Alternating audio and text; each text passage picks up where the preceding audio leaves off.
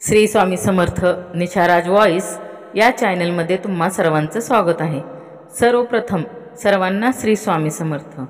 स्वामी समर्थ महाराजांच्या कृपेमुळे तुमच्या सगळ्या चांगल्या इच्छा पूर्ण हो अशी स्वामीचरणी प्रार्थना करते आणि आजच्या व्हिडिओला सुरुवात करते।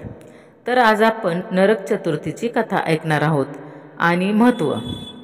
तर प्रागज्योतिषपूर नावाचे एक राज्य होते। तेथे नरकासुर नावाचा राक्षस राज्य करीत होता। तो अत्यंत क्रूर होता। अनेक राजांना त्याने तुरुंगात डांबले होते। एवढेच नाही तर 16,000 राजकन्यांना व स्त्रियांनाही त्याने तुरुंगात टाकले होते। भगवान श्रीकृष्णांना हे समजल्यावर ते अत्यंत संतापले। त्यांनी नरकासुराचा नाश करण्याचे ठरवले।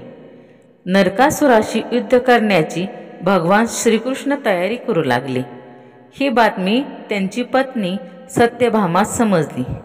ती कृष्णास आली व म्हणाली, त्या दृष्टाने स्त्रियांना त्रास दिला आहे ना, मग मी त्याच्याशी युद्ध करून त्याला मारीन। तुम्ही मला मदत करा। रथात बसून सत्यभामा नरकासुराचा नाश करायला निघाली। मदतीला श्रीकृष्ण होतेच। त्यांच्याशी युद्ध करून अश्विन वद्य चतुर्दशीला तिने नरकासुराचा वध केला। बंदीशाळेतील स्त्रिया मुक्त झाल्या। त्या पिथर्थ सगळीकडे आनंदोत्सव दीपोत्सव साजरा केला जातो। नरक चतुर्दशीला आपण उटणे लावून आंघोळ करतो। उटण्याचे काय महत्त्व आहे हे आपल्याला परमपूज्य गुरुमाऊलींनी आपल्या यथासांग सांगितले आहे। मनुष्य हा कोणत्या ना कोणत्या प्रकारे आपल्या जीवनात नरकवास भोगत असतो। कोणाच्या घरात आजाराचा नरक, तर कोणाच्या घरात कटकटीचा नरक, तर कोणाच्या घरात आर्थिक नरक, या प्रकारचे अन्य नरक मनुष्य भोगत असतो।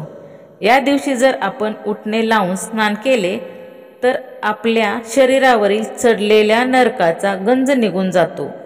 आपले मन, आत्मा, शरीर हे पवित्र होते आणि जिथे पवित्रता असते तेथे परमेश्वर असतो। उठणे या शब्दाचा अर्थ म्हणजे उठणे, म्हणजेच उठा, जागे व्हा।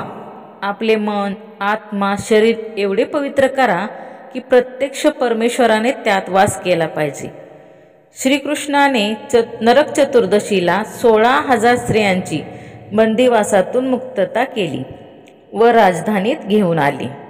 राजधानीत त्या स्त्रिया परत आल्या तेव्हा सर्व लोक त्या स्त्रियांकडे क्रूरदृष्टीने बघू लागले।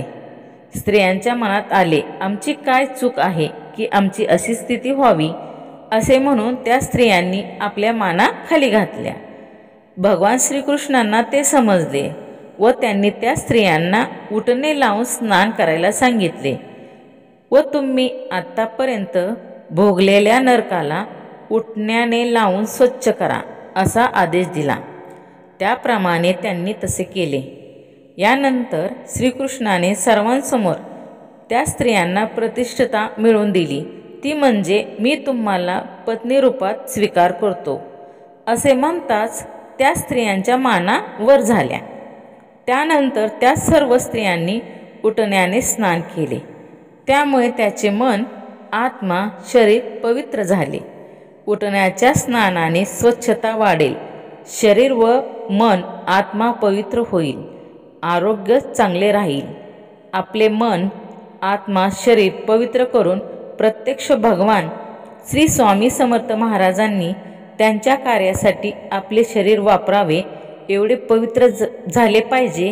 कारण महाराज म्हणतात, मैं गया नहीं जिंदा हो, आणि महाराजांचे कार्य जगात अविरत सुरू आहे। महाराजांना आत्ता देहरूपी शरीर नाही, म्हणूनच महाराज तुमचे आमचे शरीर, मन, आत्मा वापरतात। पण ते एवढे पवित्र झाले पाहिजे की महाराजांच्या कार्यासाठी जर आपले शरीर महाराज वापरतील तर आपल्यासारखे भाग्यवान कोण, याचा विचार तुम्हीच करायला हवा। एवढे महत्त्व या उठण्याचे परमपूज्य गुरुमाऊलींनी आपल्याला सांगितले आहे। तर जो लावे उठणे तो पावे परमेश्वर। श्री स्वामी समर्थ।